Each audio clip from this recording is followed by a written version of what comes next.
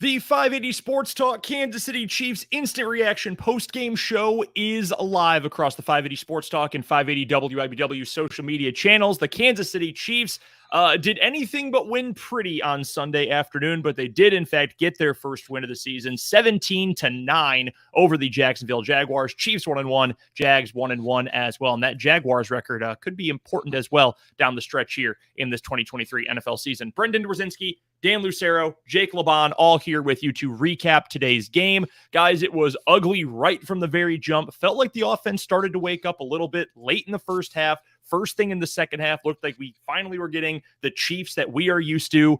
And then the end of the game wasn't especially pretty for the offense either. They did enough, got to ride the defense for once to a win. Dan, let's start with you. You get to celebrate too because your Seahawks won in the early window as well. What stands out about this? Are you looking at this game more positively? Hey, you beat a good team. The defense was awesome. You saw glimmers from Sky Moore and some of the receivers. Or is it more, how the hell is this team only scoring 17 points against a defense like Jacksonville? I think there's two things that you take away that are significant from this game. And number one is the performance of this. We saw a young defense last year, a lot of rookies, first-year guys really come together, play good football in the second half of last season, and it looks like they've continued that growth trajectory to start this year. Really strong stuff in the secondary. The pass rush was rejuvenated with the addition of Chris Jones to it. Jones, in particular, individually was terrific, but George Karlaftis played a really good game, I thought, as well. We saw some moments from Felix Anudike-Uzomah. Mike Dana had half a sack. Really good stuff from this defense. We have asked the question the last couple of years, is the defense good enough to win a championship with the offense being what we typically expect it to be with Patrick Mahomes? I think 2 games into this season, it looks like that. Not only is that a resounding yes, but this might be a championship caliber defense regardless of who's playing quarterback. They are really playing at a high level. The second thing that we'll expand upon here is, I remember doing one of these last year with you guys. It might have been after the Indianapolis game that the Chiefs lost, but it was an early season game, and it was, again, mistake-prone. Fumbles, turnovers, penalties, stupid, brain-dead penalties, mistakes on offense. And it just made you think, gosh, is this team ever going to get over those things, or is this just in their DNA? It's just kind of who they are. It was kind of who the Chiefs were last year, and they won the Super Bowl anyway, so I'm not going to panic about it. But it seems like those things are very much in the DNA of this team as well, in particular in the DNA of their 2 new starting tackles. And it's not great if the expectation is for the offense to be, again, one of the NFL's best.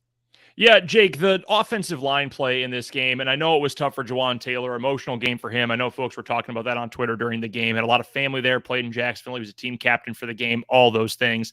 But you got to be able to perform. Doesn't matter if it's an emotional game, just a run-of-the-mill game, whatever. You've got to be able to go out there, perform. Offensive line struggled in this one. Again, not probably the sharpest day for Patrick Mahomes. They got it done. He makes the big play at the end. Mahomes does, too, to really put the game on ice. But this game didn't do a ton for me in terms of making me feel like, oh, yeah, the Chiefs are back. Week 1 was just a mirage. It does still feel, at least to me, like there's a little bit of a hitch in the giddy-up for this offense.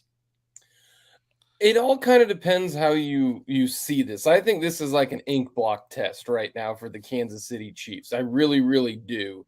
And if you want to look at it as you start out and you said this was an ugly game, I thought it was beautiful because the Chiefs have a defense. That defense is legit. If you looked at this and you said, wow, we're always looking at the Chiefs because their offense is so good. History will tell us that they're going to figure it out. Are there some concerns? Yes, there are some concerns for the Chiefs offense, but I think they're mostly about them and not anything the Jags did. How many times did the Chiefs fumble the football? How many times did the Chiefs have a penalty, for a lot of different reasons? It's all self-inflicted. I think the Chiefs will eventually figure it out on offense, but if you're telling me right now a Chiefs defense has allowed 2 touchdowns in 2 games. They didn't allow a touchdown to the Jaguars. They were tremendous today on defense, to the point where, if anything, the big takeaway from this is not is the Chiefs' offense a concern. We all sat here after the game against the Detroit Lions and went, Chiefs defense allowed just 14 points. The Lions offense was really good. Do we have a defense? And then you look at it today, it is a resounding yes, they've got a defense. Chris Jones added to it. The rest of the defensive line helped out. I thought the linebacking core was good. They didn't miss a ton of tackles. And if you really think about it, they're faster now. That was one thing that we talked about, the Chiefs defense. They're faster. Look at all those dump plays that the Jaguars had, and the Chiefs just surrounded the football. I look at this as over time, the Chiefs offense will get it clicking. And you could see it when they didn't have a self-inflicted wound. Touchdown right before the half to take the lead. Touchdown, with Travis Kelce open as the only Iron Eagle can say. He found some blank space there. That was terrific play from Travis Kelce. Then at the end of the game, Patrick Mahomes did Patrick Mahomes things, and you end up winning it. So long story short, it's in the eye of the beholder. Are you more excited about the Chiefs defense right now like I am? Or are you more like, gosh, this offense for 2 straight weeks didn't put up a ton of points? Kind of depends on how you view this Chiefs team.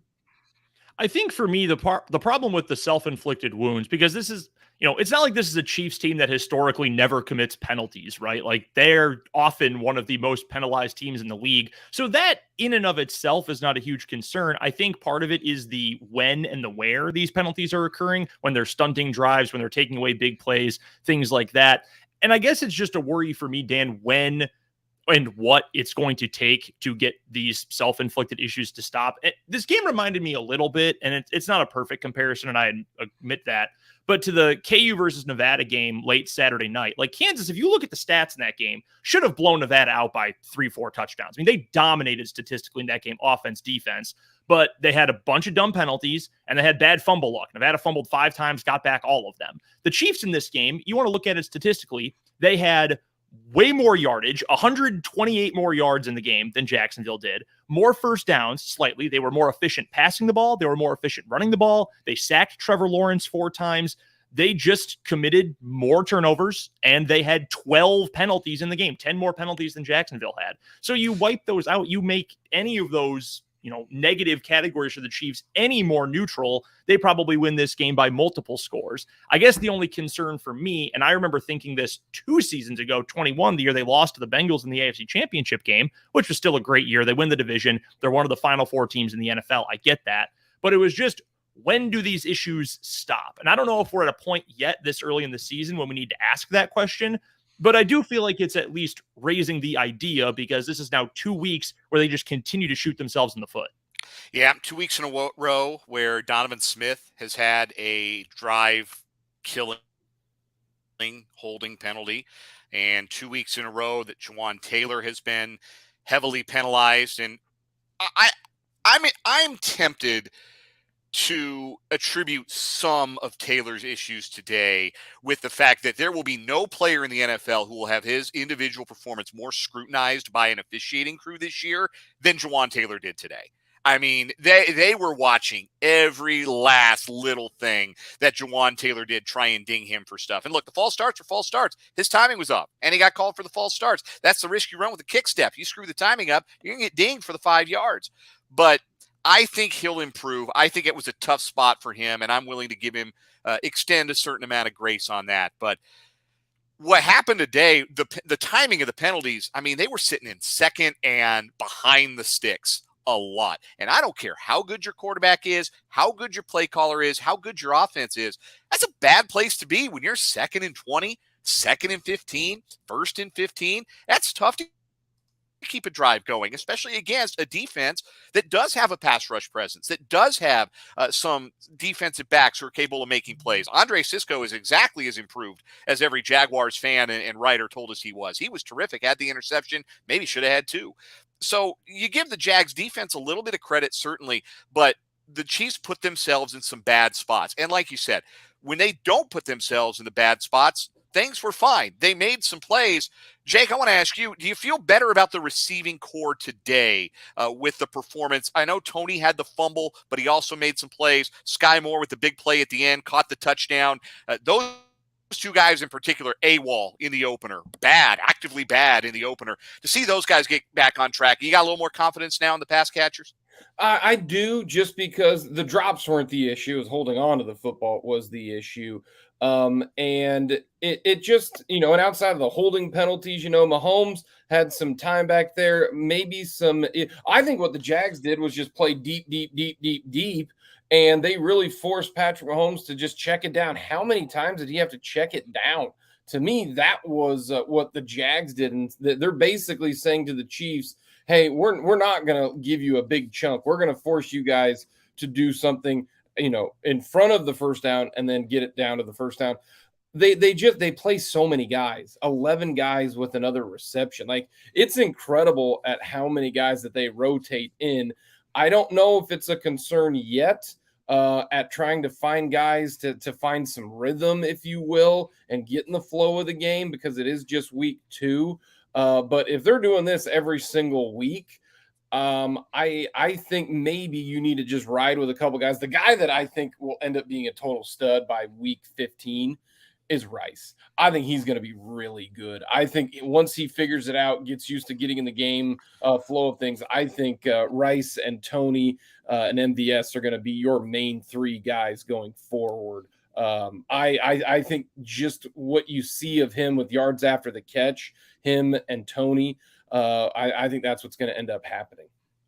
Anyone noticed any rust on Chris Jones in this game? Because I know he wasn't completely his full self out there, but man, a sack and a half in your first game back after not playing any real or simulated football since February. Comes out, gets a sack and a half. He had another play in the game where he opened up an opportunity for Karlaftis to come in and get a sack, who, by the way, George Karlaftis, dude, full certified 100% dude. He's here. He's there. I mean, he has arrived.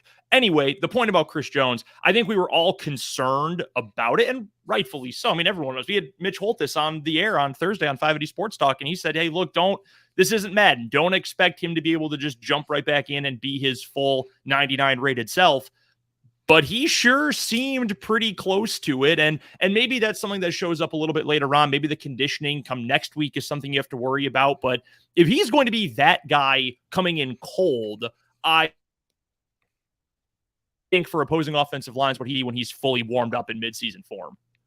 Well, if your preseason talk is you want to win Defensive Player of the Year, that's how you better play the first time you take the field, rust or not. And you mentioned it, to say that he had a sack and a half, that doesn't, I think, adequately capture his impact on the game. He was, we talk about Kelce in terms of gravity, right? Like what Travis Kelce does for the rest of the passing game. He's the center of gravity and everything else operates around him better when he's out there. Chris that way for the defensive line. And I think we saw that repeatedly in this game. He walked the talk, if you will, today. And if he's got 15 performances like that in him, who knows? He might win the damn Defensive Player of the Year. He was superb. I mean, he almost got to 2.5 sacks, if not for Trevor Lawrence got real lucky there at the end of the game that the backward pass rolled out of bounds. I mean, that's a sack there. I mean, that's 2.5 sacks that he was almost responsible for. A few different pressures. This is why I was on the camp of pay Chris Jones. And the good news is if he does play so well, you will get a draft pick.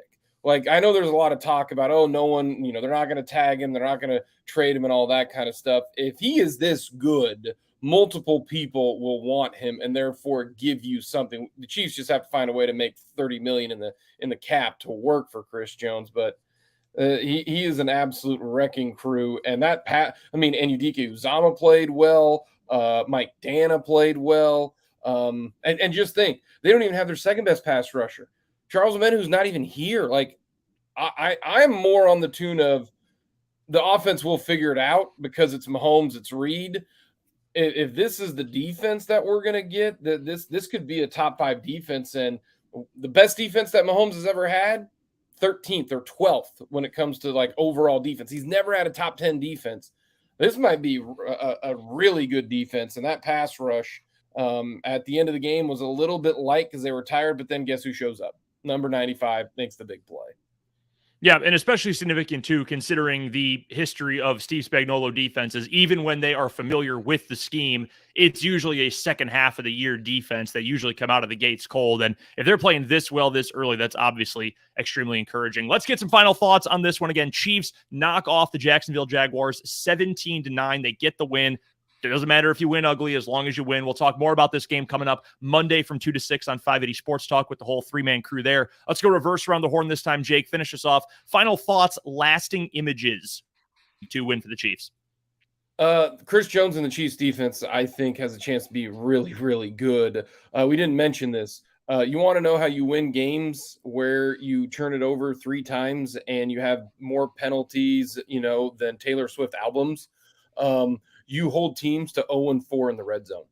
0-4 in the red zone. Last year, this was a team that did not do well in the red zone. This is all about the Chiefs defense. Chiefs offense will figure it out. I'm so excited, and I just can't hide it. I am pumped for the Chiefs defense. I really, really am. Yeah, it's not often that we've had the occasion in the Patrick Mahomes era to say, man, just wait till this offense catches up to where the defense is. But I think that's what we're saying through 2 weeks, that this defense has played at a championship level. And once the offense catches up, and look, we've got bushels of evidence suggesting with this quarterback, with this play caller, with this coaching staff, that it will. This is going to be, again, one of the best teams in the AFC. And also, you avoid the dreaded 0-2 start. You don't have that hanging over you for an entire week going into week 3, unlike the Chargers. Unlike the Bengals, you don't have that 0-2 stink trailing you all week. You're 1-1. And I said during the week, it felt like this was a refresh point for the Chiefs season. Jones back, Kelsey back. It felt like they almost could treat week 1 a little bit like a 4th preseason game and say, all right, now we're ready to play. We're sitting forward in our gamer chair and we're ready to play. And I think the Chiefs certainly proved that with their performance today. 1-1 and onward. Last thing I've got for this game, and I think we got to see some examples of this, especially later on in the contest. The Chiefs can trust their guys to make plays. You have put together a very talented roster. Let them make plays to win you the game. Let me take you guys back to a very significant moment when you're talking long-term prognostication for this Chiefs team. 10:24 remaining in the game. 10:24 in the fourth quarter. Chief ball at the Jaguar 30-yard line. Do you know what was going on at that part of the game? 4th down, 1 yard to go. Inside down. Pacheco, right behind best interior line in the NFL, plunge into the line, get 2 yards, move the sticks. I know the Chiefs are never going to be a 50% running team. Duh. We all know the Chiefs, their tendencies. We all know Andy Reid, his tendencies.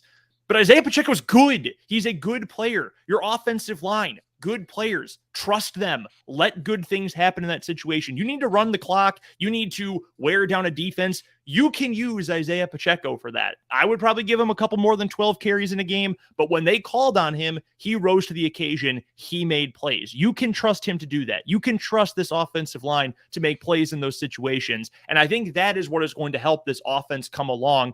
It doesn't just have to be, let's be as complex as possible. We're going to confuse the other team so much we end up confusing ourselves. Let your players make plays at some points. When it was a slightly younger Travis Kelce and Tyreek Hill, we're talking early Mahomes era here, a lot of the 3rd and 4th and short stuff was let Mahomes make a play, let Tyreek Hill make a play, we move on, we move the sticks. You can still do that because you've still got the quarterback and you've got a bunch of guys you drafted highly or you acquired who you think are good players.